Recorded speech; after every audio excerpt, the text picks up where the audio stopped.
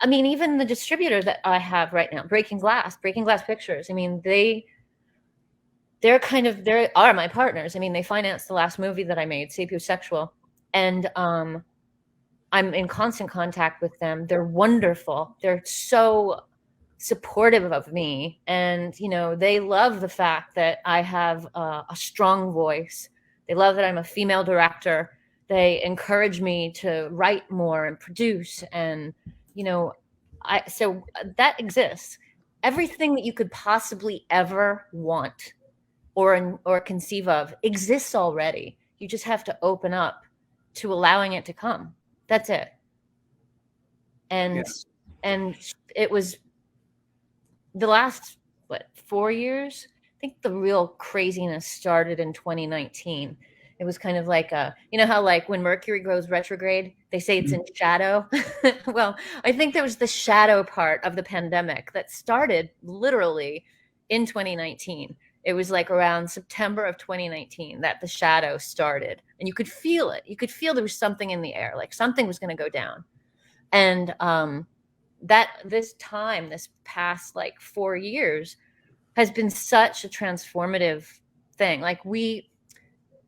I think what's really fascinating, and this is going to one of the things we were talking about how like the old ways of manifesting don't work. Like, the old ways with The Secret is like, you say what you want, you say what you want, you say what you want, and then it happens. But no, what we had to come to terms with was the fact that as a collective, we were under this false belief, this blanket, this hypnosis, thinking that there was something bigger than us, government, our parents, whatever, that could tell us how to achieve what we needed to achieve.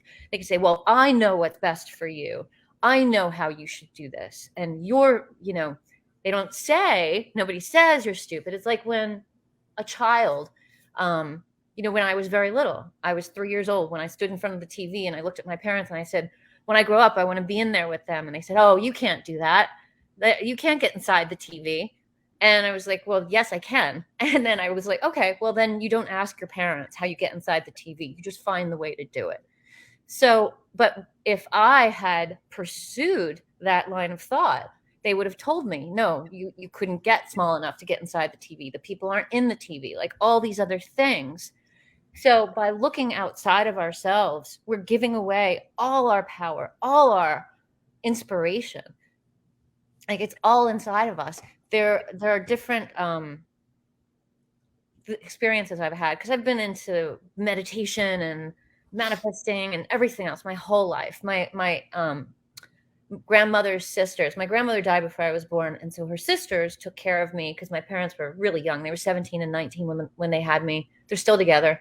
But they were from Poland, and they were very kind of rooted in things that were beyond Christianity, Judaism, those kind of things. Like, I even thought to myself that they must have some sort of like gypsy thing in them, because they would talk about manifesting, they would meditate, they would do all these things. So it was always part of my world. And as I grew up and I started to read things like Seth Speaks, and I don't know if you remember these people, that it was Oren and Daben. Oh, yes. Yeah. Oh, okay, cool. Yeah, you know those. And Snaya Roman, all that stuff. And it was all really good and valuable, but I felt there was something deeper. So then I started seeking out people. And it was fascinating. It was very much like when you look for acting teachers. Like, if you go to school for acting, an acting conservatory, they'll teach you how to act or whatever. And then, teach you how to peel away all the shit that's not pure, so that you can then access these other parts of yourself that can portray the character that you're trying to portray, which is really fascinating, because many people think that acting is about pretending or lying. No, it's completely the opposite. It's about the utmost truth about a character that's been written by a screenwriter. So the worst acting teachers will make you feel like you cannot do anything until you learn more from them, because they are the all-being, all-knowing, and you are not good enough yet. You are not good enough yet. They teach you are not good enough yet. And it's not until you realize that their job, their business is to keep you paying to go to classes rather than going out and doing it. So I realized that. I said, that's it. I'm done. I'm done learning. I need to put this to practice. And then the same thing happened with a lot of the spiritual things, the metaphysical things that I was seeking. I got involved in this group. Let's call it the square of women.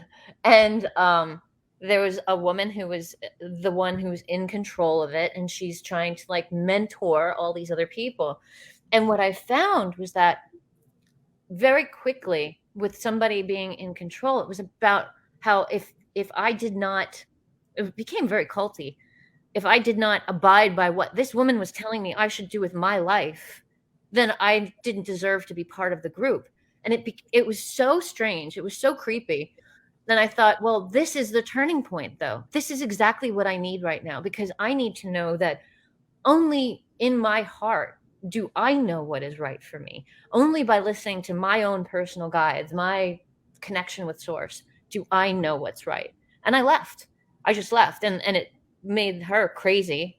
It made a lot of the other people like unfriend me, because it's like, how dare I go against the leader?